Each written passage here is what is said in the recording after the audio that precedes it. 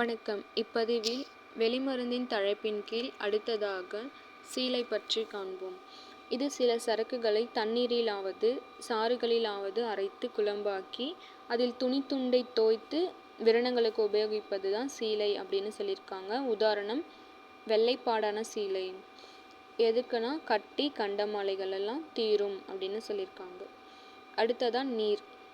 இது விரணங்களை கழுவுவதற்கும் சில சரக்குகளை நீரில் ஊற வைத்தாவதோ குடிநீராக காய்ச்சாவது சில சரக்கு மிக்க நீரில் அரைச்சி கலந்தாவதோ நீர்மயமாய் வைத்து கொள்வது தான் நீர் அப்படின்னு சொல்லியிருக்காங்க. உதாரணம் வீரநீர். எதற்குனா புண்களை கழுவுவதற்கு பயன்படும்.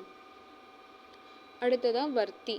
இது சில சரக்குகளை பொடி செஞ்சு சில சாறுகளால் அரைச்சி குழம்பாக்கி அதில் சீலையை நனைச்சாவதோ சில சரக்கு பொடிகளை துணித்துண்டில் வைச்சாவதோ திரித்து ஆறாத விரணங்களுக்கு விரணங்களுக்கும் புறையோடக்கூடிய விரணங்களுக்கும் வைக்கக்கூடியது தான் வர்த்தி அப்படின்னு சொல்லியிருக்காங்க.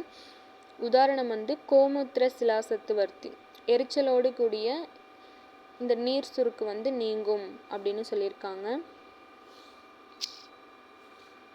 அடுத்ததாக சுட்டிகை. சுட்டிகையில் என்ன சொல்லியிருக்காங்க? சுடுகை எனவும் ராட்சச சிகிச்சை எனவும் சொல்லப்படுது. இது சூடு போடுதல் அப்படின்னு சொல்கிறாங்க. மண், மரம், ஊசி இதில் எதையாச்சும் கொளுத்தி சூடேற்றி நம்ம நோயுள்ள இடங்களில் இழுக்கிறதுக்கு பேர் தான் சுட்டிகை அப்படின்னு சொல்கிறாங்க.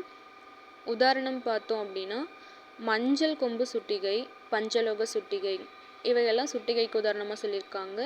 அடுத்ததாக சலாகை. இது ஒரு சிறு மெல்லிய கருவியாக சொல்லியிருக்காங்க. எலும்புகளில் உண்டாகக்கூடிய கட்டிகள், புரைகள், சிலைப்புண்கள், பௌத்திரம் போன்ற ரண நோய்களில் நோயோட நிலையை நம்ம ஆராய்ந்தறிந்து சலாகைகள் உபயோகப்படுதுன்னு சொல்லியிருக்காங்க. இந்த சலாகை பெரும்பாலும் வெள்ளி, செம்பு இதால் தான் செய்யப்பட்டிருக்கோம் அப்படின்னு சொல்கிறாங்க. அடுத்ததாக பசை. பசை பார்த்தோம் அப்படின்னா குங்குலியம் முதலியவைகளை மெழுகோட சேர்த்தோ சிறிய நெய்யுடன் சேர்த்தோ நம்ம உருக்கி பசையாக வைத்து கொள்வது தான் பசை அப்படின்னு சொல்கிறாங்க. உதாரணம் தலைவலி பசை, சந்திர கலாலேபம் சொல்லியிருக்காங்க. அடுத்ததாக களி.